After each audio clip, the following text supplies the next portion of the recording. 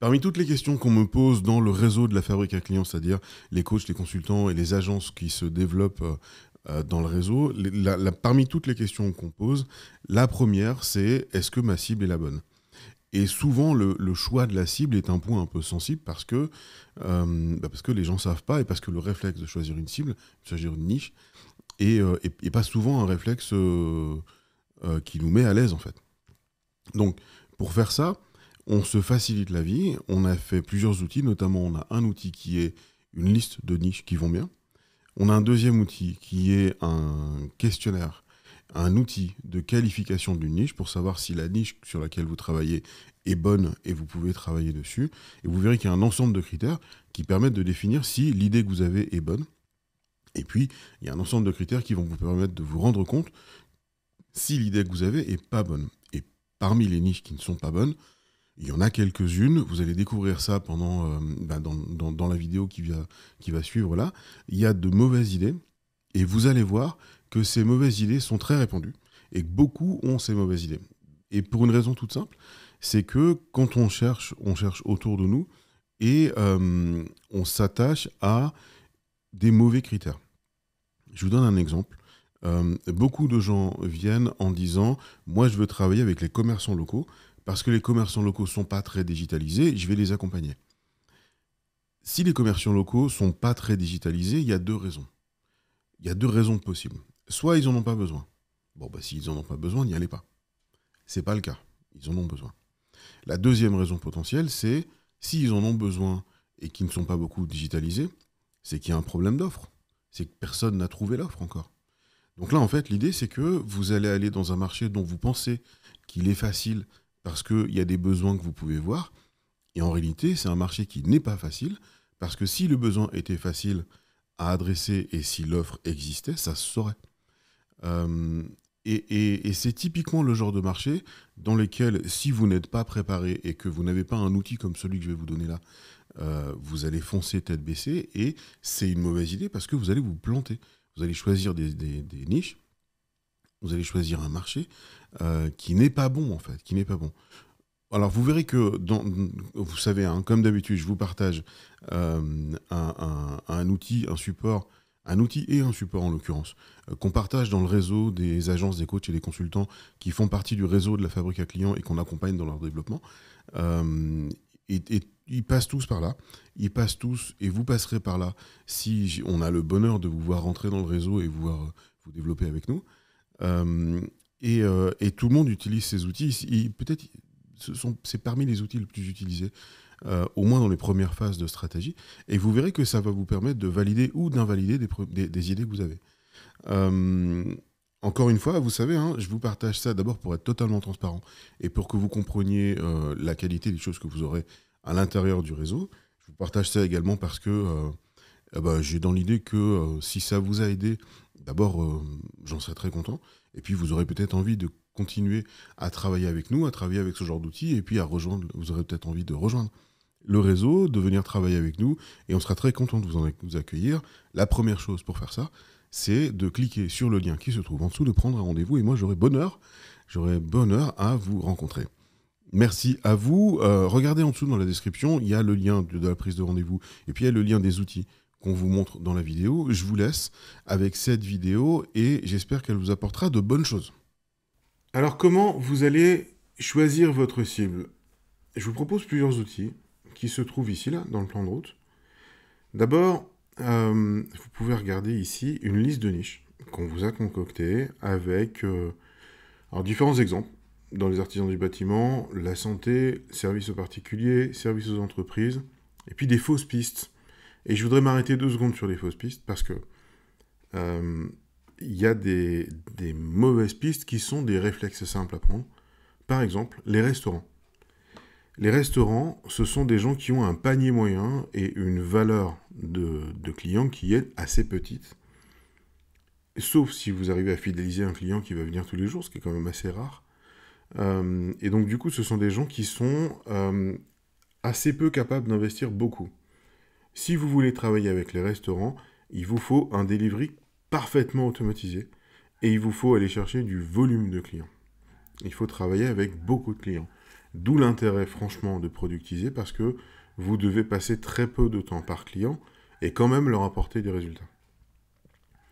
Les dentistes, typiquement un dentiste, c'est quelqu'un qui n'a pas besoin de clients, parce qu'ils sont blindés. Sauf peut-être, sauf si vous vous spécialisez sur des prestations de blanchiment, sur des prestations qui sont des prestations à valeur ajoutée sur lesquelles les dentistes font de la marge, et vous pourriez faire ça. Mais allez-y de cette manière-là, ne choisissez pas la niche dentiste, choisissez la niche prestations à valeur des dentistes, la niche blanchiment ou la niche... voilà. L'e-commerce. Travailler pour un site e-commerce, c'est dangereux, d'abord parce que tous les sites e-commerce ont pris l'habitude d'acheter des prestations qui sont rémunérées au pourcentage de chiffre d'affaires. Et le pourcentage de chiffre d'affaires, il a un problème, c'est que si vous pouvez prendre l'initiative et que vous pouvez prendre la responsabilité de générer du trafic et de générer du trafic qualifié, si votre client vend trop cher ou n'a pas les bons produits, vous ne pouvez pas vous attacher à sa capacité à faire du chiffre d'affaires. Parce que vous pourrez faire du bon boulot, mais vous n'aurez quand même pas de rémunération. Et surtout, on attend des résultats très durs à atteindre maintenant. Tous les e-commerce ont pris l'habitude de s'appuyer sur des agences qui génèrent un ROAS de 5, c'est-à-dire que quand vous mettez 1 euro en pub, ça génère 5 en chiffre d'affaires, et c'est très dur à atteindre. Donc, sauf si vous êtes un crack en TikTok Ads, en Meta, et peut-être en influence, sauf si vous êtes un crack, attention à l'e-commerce. Les commerçants locaux. Les commerçants locaux, s'ils ne sont pas tous hyper digitalisés, c'est qu'il y a une raison. Ils ont des petits budgets. Et là aussi, sauf si vous avez un delivery parfaitement automatisé, n'y allez pas.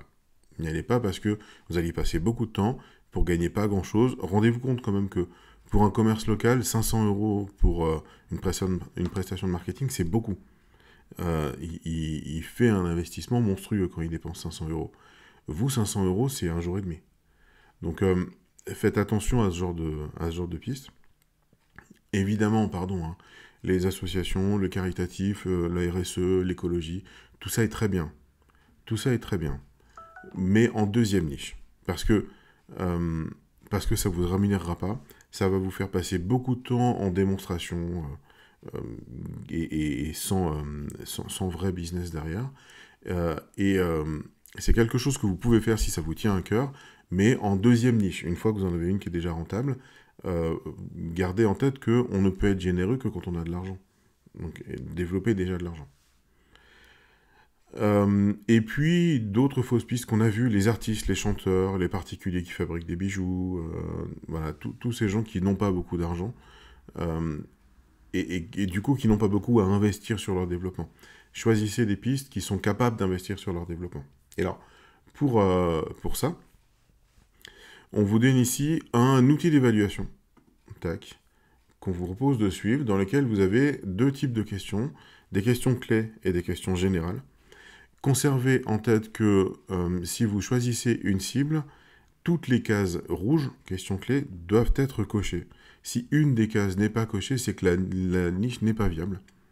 Et les questions générales, vous devez en cocher au moins 7 sur 10. Au moins 70%. Première question, les prospects ont-ils besoin de ce que vous vendez ? Si la niche n'a pas de problème douloureux que vous pouvez résoudre, ils n'achèteront pas chez vous.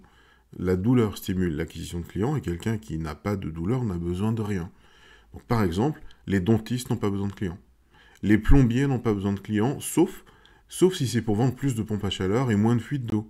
Mais à ce moment-là, vous de la même manière que le blanchiment dont je vous parlais tout à l'heure, à ce moment-là, formulez-le comme ça. Votre cible, c'est pas d'aider les plombiers, c'est d'aider les plombiers à vendre plus de pompes à chaleur. Deuxième question, les prospects de ces prospects ont-ils besoin de ce qu'ils vendent ? N'allez pas sur des marchés nouveaux et innovants. C'est important. Ne vous associez pas et ne prenez pas d'engagement de résultat avec garantie auprès d'une entreprise qui vient de démarrer sur un marché qui vient de démarrer.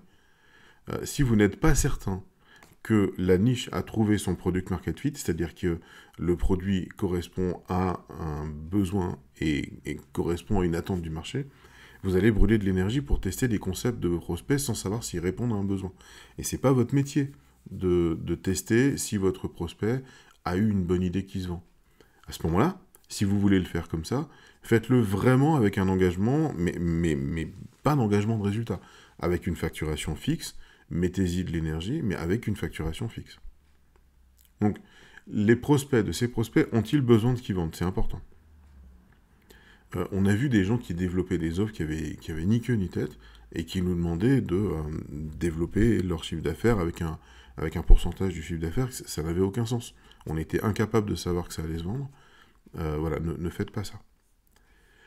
Les offres des prospects génèrent-ils assez de valeur? Ça, c'est important parce que la valeur générée par les prospects va justifier que les prospects vont y investir en marketing.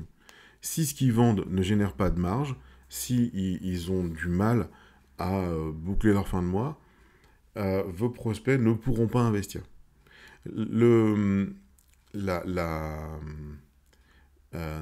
On utilise là une formule qui s'appelle la LTV, la Lifetime Value, c'est la valeur que votre client a, et en l'occurrence la valeur que le client de votre client a.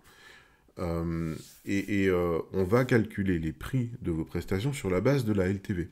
Si votre prospect a des choses qui n'ont pas de valeur, n'y allez pas, parce que vous justifierez jamais un investissement marketing. Quatrième critère vraiment important, est-ce que ça vous intéresse? Et là, pour le coup, on est vraiment sur une appréciation personnelle. Il faut comprendre que plus vous allez travailler sur un marché, plus vous allez vous intéresser aux produits, à l'écosystème, à leurs clients. Vous allez vraiment y passer du temps et vous allez développer une expertise sur ce marché-là. Si ça ne vous intéresse pas du tout, vous ne le ferez pas bien. Par exemple, on a accompagné quelqu'un qui est devenu community manager et qui a travaillé pour un fabricant de piscines, un pisciniste. Et en fait, il s'est rendu compte que le principe d'avoir une piscine ne l'intéressait pas du tout. Discuter avec des propriétaires de leur projet de piscine, ça ne l'intéressait pas du tout. Il n'arrivait pas à s'intéresser à ça. Et du coup, il faisait de mauvaises choses. Il avait de mauvais textes, il avait de mauvaises créas. Il ne faisait pas bien parce que ça ne l'intéressait pas. Vous devez vous intéresser à quelque chose qui vous intéresse. Pas forcément qui vous passionne, mais au moins qui éveille de la curiosité. Ensuite, y a-t-il plus de 30 000 personnes dans cette niche? Alors, pour le coup, 30 000 personnes, c'est une cote mal taillée. Ça vous permet d'aller chercher à dépasser largement les 10 000 euros par mois. D'avoir une cible qui va au-delà des 30 000 personnes. Reprenez peut-être les calculs qu'on a fait précédemment, où on vous disait que... vous vous souvenez, j'ai un objectif de 20 000 euros, et pour avoir cet objectif de 20 000 euros, il faut que je touche 433 nouveaux prospects par mois. Bon. Considérez que un prospect, vous allez pouvoir le prospecter tous les 3 mois, et au bout de 3 mois, il vous aura oublié. Donc, mettez même 6 mois pour le coup, pour être sûr. Ça veut dire que si dans votre calcul, vous devez contacter 500 nouvelles personnes tous les mois, et que vous pouvez prospecter une nouvelle personne tous les 6 mois, ça veut dire qu'il faut que dans votre cible, il y ait au moins 3000 personnes. Vous comprenez? Donc 3000, 30 000, allez-y en fonction de votre capacité à convaincre et puis de la taille du marché concurrentiel également, mais ce qu'on veut vous dire, c'est qu'il faut qu'il y ait du volume. Vous pouvez pas, alors je sais que on a accompagné quelqu'un qui avait pour objectif de s'intéresser à un marché de commerçants un peu spécialisé dans une ville moyenne. Et quand elle a fait la liste des prospects, il y en avait 25. Vous ne pouvez pas développer une activité avec une zone de prospection de 25 personnes. Ça n'a aucun sens. Donc 30 000, vous savez que vous pouvez aller jusqu'à 30, 40, 50 000 euros par mois. Vous êtes à peu près confortable. Avez-vous déjà des concurrents qui réussissent sur ce créneau? Regardez que le fait qu'il y ait des concurrents qui réussissent, c'est plutôt rassurant. Si vous n'avez pas de concurrents qui réussissent, c'est là que c'est inquiétant.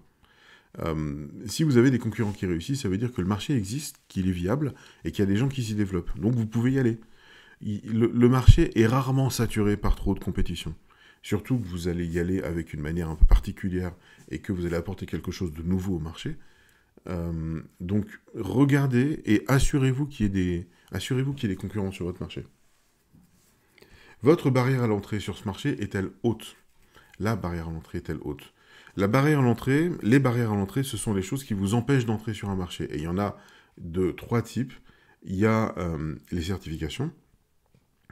Hop, comme ça. Il y a les certifications. Est-ce qu'il vous faut un diplôme pour entrer sur le marché? Est-ce qu'il vous faut une certification? Est-ce qu'il vous faut une compétence particulière? Est-ce que vous êtes bloqué de manière structurelle? Est-ce que les solutions utilisées par les concurrents sont à votre portée? Est-ce que vous maîtrisez des solutions comparables? Par exemple, travailler avec les banques, c'est compliqué. Parce qu'ils utilisent des outils de marketing que vous n'avez pas en main. Vous n'avez probablement pas en main. Et puis, les performances attendues par le marché sont atteignables. Et par exemple, travailler dans l'e-commerce, c'est très dur. Et si vous démarrez et que vous n'êtes pas un crack en ROAS pour le e-commerce, n'y allez pas. Ce marché donne-t-il à votre entreprise la capacité d'industrialiser? Ça veut dire, est-ce que vous pouvez refaire tout le temps la même chose? Par exemple, sur le marché de l'e-commerce, pour le reprendre, comme toutes les structures d'e-commerce vendent des produits différents et vendent à des gens différents, vous n'allez pas pouvoir produire 2 fois la même chose. Vous allez devoir faire du sur-mesure. Donc, vous savez, quand vous travaillez avec une cible comme ça, vous aurez très peu la possibilité d'industrialiser votre délivré.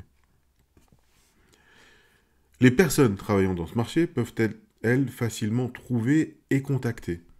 C'est important parce que à un moment, vous allez prospecter, et pour prospecter, il faut que vous ayez la capacité de lister vos prospects, et de trouver leurs coordonnées, et de les contacter. Évidemment, on a des solutions de lead sourcing, mais on a des solutions de lead sourcing qui ne marchent pas tout le temps, et qui de temps en temps ne sont pas facilement accessibles.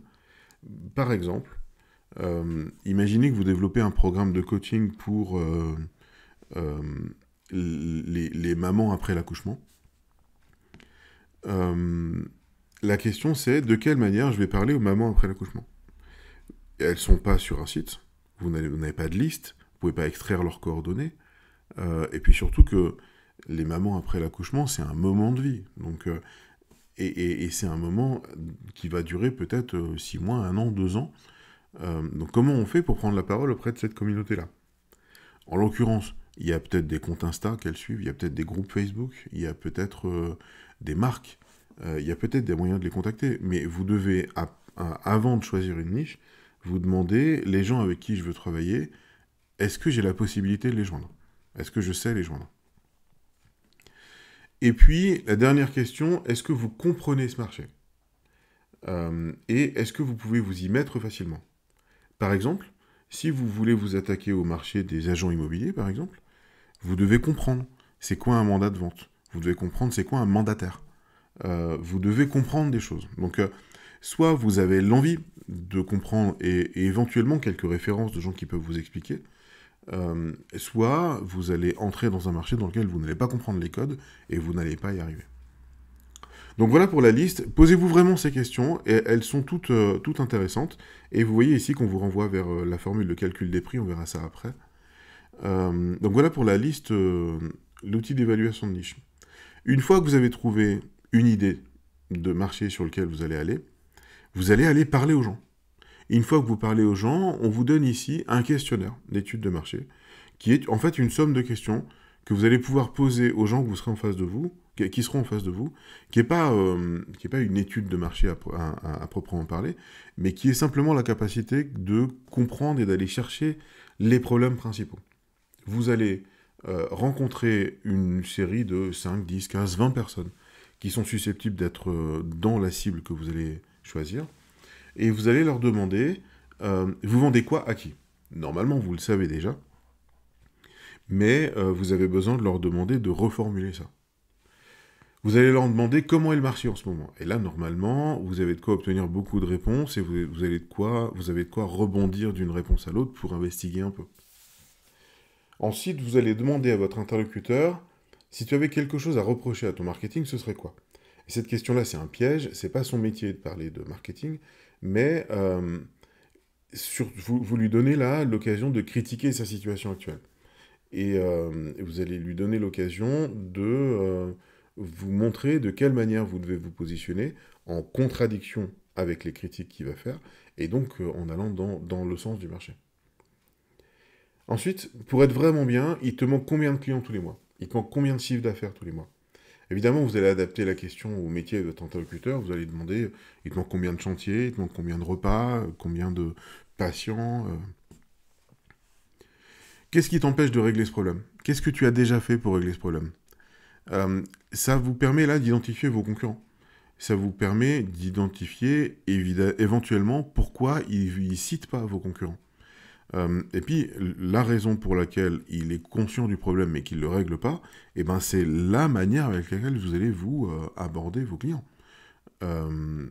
Parce que quand vous avez un problème et que vous décidez de ne pas régler le problème, c'est qu'il y a quelque chose qui vous en empêche. Et vous devez comprendre ce quelque chose qui vous en empêche. Ensuite, si tu pouvais régler ce problème, si tu pouvais avoir 2 chantiers de plus, et si tu pouvais fabriquer tant de clients, ça représenterait quoi pour toi? Qu'est-ce que ça te permettrait de faire? Ça, c'est très important. C'est très important parce que vous allez comprendre la valeur que vos prospects vont mettre dans votre proposition de valeur. Est-ce que tu connais quelqu'un qui pourrait être intéressé pour régler ce problème? Là, c'est intéressant parce que souvent, quand on fait ce genre d'exercice, on commence à construire un fichier de prospection. Et de temps en temps, et franchement ça arrive, vous allez avoir un client qui va vous dire est-ce que je connais quelqu'un qui est intéressé par régler ce problème? Bah moi ça m'intéresse. Et là, tu construis une base de prospection. Donc, une fois que tu as fait ça, tu as identifié une cible, tu as validé que en posant ces questions-là, tu savais à peu près de quelle manière tu pouvais l'aborder. Tu vas te reporter ici au guide de construction de la Target Map. Et la Target Map, c'est la manière avec laquelle tu vas cartographier ton prospect. Son profil, son job, ses drivers, de quelle manière il intervient dans le processus de décision, et puis de quelle manière tu vas pouvoir jouer sur ses insatisfactions, ses douleurs, ses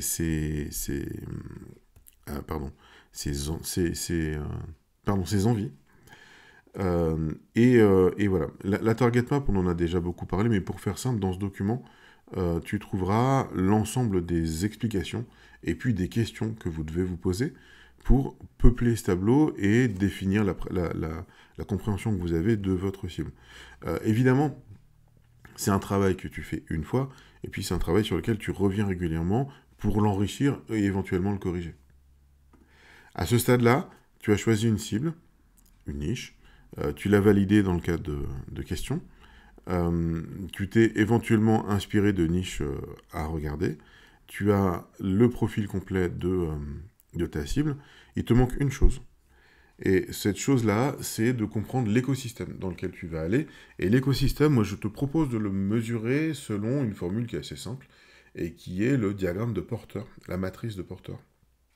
Alors, pour faire simple, l'idée est que tu vas positionner ta cible dans un marché qui est le marché concurrentiel.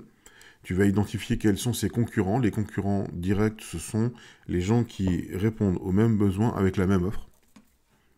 Tu vas identifier sur le marché concurrentiel de ton prospect qui sont les nouveaux entrants qui lui mettent la pression, quelles sont les solutions de substitution qui lui mettent la pression. Et ça va constituer son marché. Sur ce marché-là, il va subir une grande pression de la part des matières premières et tu vas te demander quelles sont les matières premières qui constituent la prestation de ton client. Et éventuellement, évidemment, tu vas chercher là s'il y a des éléments de pression, des éléments de conjoncture qui lui rendent la vie difficile. Et ensuite, tu vas te demander de quelle manière il délivre ses prestations. Est-ce qu'il vend en direct? Est-ce qu'il vend en indirect? Est-ce qu'il est ensemblier? Et puis, tu vas chercher à comprendre qui sont ses clients. Qui sont ses clients et de quelle manière, toi, tu peux t'en approcher et tu peux essayer de comprendre le profil des clients et de quelle manière tu peux les mobiliser. Et puis la dernière chose, sur cet écosystème, tu vas chercher à comprendre l'influence de l'État. Alors l'État, c'est la législation, le cadre réglementaire. Et puis tu vas comprendre l'influence de Dieu. Alors Dieu en marketing, c'est pas la divinité des religions, c'est l'impalpable, le hasard, la météo. Voilà, ce sont les éléments extérieurs qui vont mettre la pression sur ce marché. Tu dois comprendre par exemple que si tu travailles avec un artisan du bâtiment, la météo influence beaucoup son métier. ça fait partie des éléments de compréhension que tu dois développer pour comprendre ta cible. Donc voilà, une fois que tu as ça, tu as choisi une cible, tu l'as évaluée, tu t'es posé les bonnes questions pour savoir si la cible était bonne, tu as compris le profil de ton client avec la target map et tu as compris ton écosystème. Il ne te reste plus qu'à travailler sur la manière avec laquelle tu vas aller aborder ce marché-là et qui est l'offre. À cette étape de la vidéo, normalement, vous avez compris qu'on était des gens sérieux, qu'on a des outils, et vous avez compris également qu'on est un réseau de gens comme vous, des coachs, des agences, des consultants, qui partagent une trajectoire de développement et qui partagent des outils qui leur permettent d'aller chercher 10, 20, 30 000 euros tous les mois de manière récurrente. Vous avez compris aussi qu'on était tous des entrepreneurs et qu'on ne fonctionne que sur un mode gagnant-gagnant, c'est-à-dire qu'on vous aide à vous développer et ça ne vous coûte que si vous réussissez à atteindre vos objectifs. Et puis, vous avez compris que vous pourriez rentrer dans ce réseau. Alors, on recrute, nous, tous les trimestres, 15 nouveaux participants dans le réseau, pas plus. C'est pas un très gros réseau. On ne cherche pas à réunir des centaines ou des milliers de personnes dans ce réseau. On cherche à réunir un noyau dur de gens très motivés qui s'entraident et qui partagent un système qui fonctionne. Si vous voulez savoir si vous êtes le bon candidat pour rentrer dans le réseau, je serais très content d'en discuter avec vous pendant un rendez-vous. Vous avez le lien en dessous de cette vidéo pour prendre rendez-vous avec un des consultants qui anime le réseau, et peut-être moi. Cliquez dessus, prenez rendez-vous. Nos agendas sont un peu remplis, donc n'attendez pas, prenez rendez-vous. Et moi, je serais très content de comprendre ce que vous faites, vos objectifs, de comprendre de quelle manière on peut vous aider et puis de vous montrer des gens comme vous qui font partie du réseau et qui se développent et que vous allez pouvoir rencontrer, avec lesquels vous allez pouvoir travailler. Prenez rendez-vous maintenant et on se voit avec grand plaisir.